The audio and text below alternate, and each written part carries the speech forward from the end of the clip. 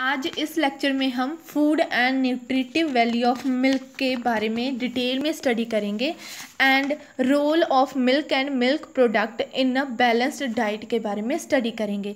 ये हमारा 4th part है food science and technology ICAR ASRB net examination के सिलेबस में से यूनिट 3 के पार्ट 1 का। ठीक है, तो चलिए लेक्चर स्टार्ट करते हैं। जो मिल्क है वो एक आइडियल फूड है जिसमें हमें हाई न्यूट्रिटिव वैल्यू मिलती है एंड ये हमें ऐसे कंपोनेंट्स सप्लाई करता है जो कि बॉडी के प्रोटीन्स को बिल्ड करते हैं, बोन की फॉर्मेशन करते हैं, मिनरल्स हमें मिलते हैं एंड हेल्थ गिविंग वाइटामिन्स हमें मिलते हैं and energy giving lactose and milk fat है जो मिल्क में प्रेजेंट होता है। Besides supplying certain essential amino acids, it contains the above nutrient in an easily digestible and assimilable form. Although these properties make milk an important food for pregnant mothers, growing children, adult and patients also.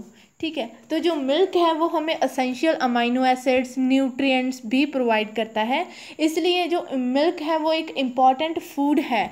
किन के लिए? सभी type of age group person के लिए, जैसे कि pregnant mother's हो गए, ग्रोइंग चिल्ड्रंस हो गए, पेशेंट्स हो गए, अडल्ट्स एंड जो एज्ड पर्सन होते हैं उनके लिए भी। तो अब हम पढ़ेंगे न्यूट्रिटिव वैल्यू ऑफ मिल्क के बारे में, जिसमें फर्स्ट कंपोनेंट आता है जी प्रोटीन। जो मिल्क प्रोटीन्स हैं वो कंप्लीट प्रोटीन है जिसमें हाई क्वालिटी की ये जो होती है मिल्क प्रोटीन प्रेजेंट होती है। मिल्क में प्रोटीन कौन सा होता है? केजियन।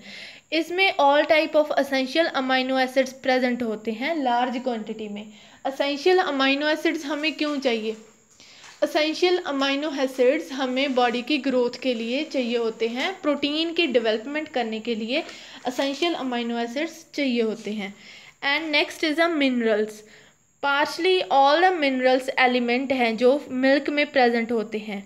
ठीक है, मिल्क एक एक्सीलेंट सोर्स है कैल्शियम एंड फॉस्फोरस का, both of which together which vitamin D R essential for bone formation. Milk में जो कैल्शियम एंड फॉस्फोरस है एंड विटामिन डी है वो ज़्यादा मात्रा में मिलता है जो कि हमें बोन फॉर्मेशन के लिए चाहिए होता है। And iron, copper and iodine की मात्रा है जो मिल्क में वो बहुत ट्रेस लेवल पे पाई जाती है। Next is vitamins. जो वाइटामिन्स हैं ये एक्सेसरी फूड फैक्टर्स हैं which are essential for normal growth, health and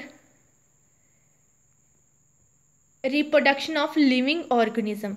ठीक है, जो वाइटामिन्स हैं वो नॉर्मल ग्रोथ के लिए, हेल्थ के लिए एंड रिप्रोडक्शन के लिए, लिविंग ऑर्गेनिज्म की रिप्रोडक्शन के लिए ज़रूरी होते हैं। जो मिल्क है वो उसमें विटामिन ए एक गुड सोर्स है। ठीक है, जो विटामिन है वो हमें इसमें से बहुत भरपूर मात्रा में मिलता है। विटामिन ए काऊ को कैसे जाता है? जब हम ग्रीन फीड एंड फॉडर देते हैं तो विटामिन ए है जो उनमें से काऊ में ट्रांसफ़र होता है, काऊ के मिल्क में ट्रांसफ़र होता है एंड मिल्क से ह्यूमन उसे कंज्यूम करता है। जो विटामिन डी है वो काऊ के मिल्क में कैसे आता है? जब काऊ सनलाइट में एक्सपोज होती है काफ़ी टाइम के लिए, ठीक है, तब विटामिन डी है जो काऊ के मिल्क में चला जाता है। And thymine and riboflavin. But जो मिल्क है वो डेफिशिएंट होता है विटामिन सी में। ठीक है, इसमें 2 क्वेश्चन हमने नोट किए अभी अभी। एक तो मिनरल में हमने पढ़ा कि ये जो मिल्क है वो कैल्शियम एंड फॉस्फोरस में रिच होता है, बट जो आयरन, कॉपर एंड आयोडीन है वो बहुत ही कम मात्रा में मिलते हैं। 2 क्वेश्चन हो गए। तीसरा हो गया अब जो मिल्क है उसमें विटामिन सी की डेफिशिएंसी होती है। ठीक है, नेक्स्ट है जी फैट। जो मिल्क फैट है वो एक सिग्निफिकेंट रोल प्ले करता है ह्यूमन की डाइट में, ह्यूमन की न्यूट्रिटिव वैल्यू में, फ्लेवर में एंड मिल्क प्रॉपर्टीज़ हैं जो मिल्क की एंड मिल्क प्रोडक्ट्स की, उनमें एक अपना अलग से रोल प्ले करता है। जो फैट है वो रिच सोर्स होता है एनर्जी का। फैट में essential amino acids present, essential fatty acids present होते हैं। कौन कौन से? Linoleic and arachidonic acids present होते हैं। The most distinctive role which milk fat plays and dairy product concern flavour. जो फैट है उसकी वजह से, मिल्क फैट की वजह से जो मिल्क का जो डिस्टिंक्टिव फ्लेवर आता है, रिच प्लीजिंग फ्लेवर आता है मिल्क लिपिड्स का, in is not duplicate by any other type of fat. ठीक है, ऐसा मतलब फ्लेवर आता है मिल्क फैट का जो कि दूसरे किसी और कंपोनेंट से डुप्लीकेट नहीं किया जा सकता। ठीक है, इसका अलग ही फ्लेवर होता है। जो मिल्क फैट होता है वो एक अपनी soft body, smooth texture and rich taste है जो डेयरी प्रोडक्ट में इम्पार्ट करता है। लास्टली जो मिल्क लिपिड्स हैं वो अनडाउटेबली एनहांस करते हैं कंज्यूमर की एक्सेप्टेबिलिटी ऑफ फूड को। They also serve the best interest of human nutrition through the incentives of eating what taste good. Milk fat के बाद नेक्स्ट कंपोनेंट आता है जी लैक्टोज। जो प्रिंसिपल फंक्शन है लैक्टोज का वो होता है एनर्जी की सप्लाई करना। ठीक है, जो लैक्टोज है वो हेल्प करता है mildly acidic reaction of the intestine में। जो हमारे इंटेस्टाइन में माइल्डी एसिडिक रिएक्शन होती है उसमें लैक्टोज है जो हेल्प करता है, जो कि ग्रोथ ऑफ प्रोटीलिटिक बैक्टीरिया के लिए असेंशियल होती है, जिसके कारण असिमिलेशन फैसिलिटेट होती है। Next is the energy value.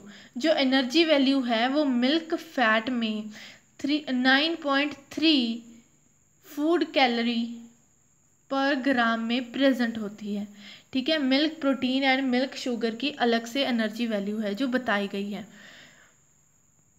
Effect of processing. तो प्रोसेसिंग के दौरान जो अभी हमने कंपोनेंट्स पढ़े like protein, minerals, vitamins, fat, lactose, energy value, इनका क्या मतलब क्या इन पे इफ़ेक्ट पड़ता है। जो पाश्चराइजेशन है वो रीजनेबल केयर करने के लिए हम लगाते हैं। इसका पाश्चराइजेशन का विटामिन ए पे कोई भी इफ़ेक्ट नहीं पड़ता, कैरेटिन पे, रिबोफ्लेविन पे कोई भी इफ़ेक्ट नहीं पड़ता, ना ही विटामिन बी पे, ना ही विटामिन डी पे। 10% थायमिन एंड 20% एस्कॉर्बिक एसिड है जो लॉस हो जाता है पाश्चराइजेशन ऑफ मिल्क के दौरान। ठीक है, नेक्स्ट पॉइंट है स्टरलाइजेशन के कारण जब स्टरलाइजेशन करते हैं मिल्क की तो थायमिन एंड एस्कॉर्बिक एसिड 30 से लेके 50% तक लॉस हो जाते हैं। Through the remaining vitamin are very little affected. तो बाकी जो वाइटामिन रह गए वो बहुत कम इफेक्ट होते हैं। तो उसके ये हमने पढ़ा अभी न्यूट्रिटिव वैल्यू ऑफ मिल्क के बारे में। अब हम अगला चार्ट पढ़ेंगे जिसमें हम पढ़ेंगे role of milk and milk product in a balanced diet. ठीक है, जो प्रोटीन है वो असेंशियल होता है मसल बिल्डिंग के लिए, रिपेयर के लिए, बॉडी को एनर्जी एंड हीट देने के लिए, जो कि हमें मिलता है meat, poultry, fish, milk, cheese, beans, peas and nuts से। जो कार्बोहाइड्रेट है वो कार्बोहाइड्रेट एंड फैट हमें बॉडी की एनर्जी एंड हीट के लिए चाहिए होते हैं, जो कि bread, cereal, pastry, sugar, vegetable, fruit, butter, ghee and oil से मिलते हैं। मिनरल्स हमें bone, teeth and body cell की फॉर्मेशन के लिए चाहिए होते हैं, जो कि dairy product, fruits and vegetables दोनों से मिलते हैं। विटामिन ए जो कि हमें चाहिए होता है growth, health of the eyes के लिए and skin and mucus membrane की स्ट्रक्चर के को प्रिपेयर करने के लिए हमें चाहिए होते हैं, जो कि हमें डेयरी प्रोडक्ट से मिलते हैं जो जिसमें फ़ैट ज़्यादा हो, या फिर egg, spinach, carrot, tomato, fish liver oil से मिलते हैं। थायमिन जो कि ग्रोथ के लिए एंड एड एपेटाइट के लिए चाहिए होता है, एंड जो अगर बेरी डिजीज़ हो तो उसको ठीक करने के लिए चाहिए होता है। तो नर्वस सिस्टम को अच्छे से फंक्शन करने के लिए चाहिए होता है, जो कि हमें whole grain, eggs, green vegetable, yeast, liver and kidney से मिलता है। विटामिन B2 जो कि रिबोफ्लेविन है वो हमें growth, health of skin and mouth, functioning of the eyes के लिए चाहिए होता है, जो कि milk, cabbage, carrot, spinach, liver, eggs, yeast and lean meat से मिलता है। नेक्स्ट इज अ नाइसिन जो कि एक न्यूट्रिएंट है जो कि हमें intestine and nervous system and stomach के फंक्शन के लिए चाहिए होता है, वो भी हमें milk, peanut, egg, liver and heart and meat से मिलता है। Vitamin C and vitamin D जो कि हमें bone teeth and calcium absorption के लिए चाहिए होते हैं, वो हमें citrus fruits, maize, tomatoes, lettuce, cabbage and egg, milk and fish liver oil से मिलते हैं। ये हमने टेबल को अच्छे से पढ़ा, जिसमें हमने पढ़ा role of milk and milk product का बैलेंस्ड डाइट में। तो सारे न्यूट्रिएंट्स जैसे कि protein, carbohydrate, fat, mineral, vitamin A, thiamine, riboflavin, niacin, vitamin C and D सभी हमें मिल्क से मिलते हैं। सोर्सेज में आप सबके मिल्क देख सकते हो। तो इस लेक्चर में इतना ही, अगले लेक्चर में मिलते हैं नेक्स्ट टॉपिक के साथ। Thank you for watching, have a nice day.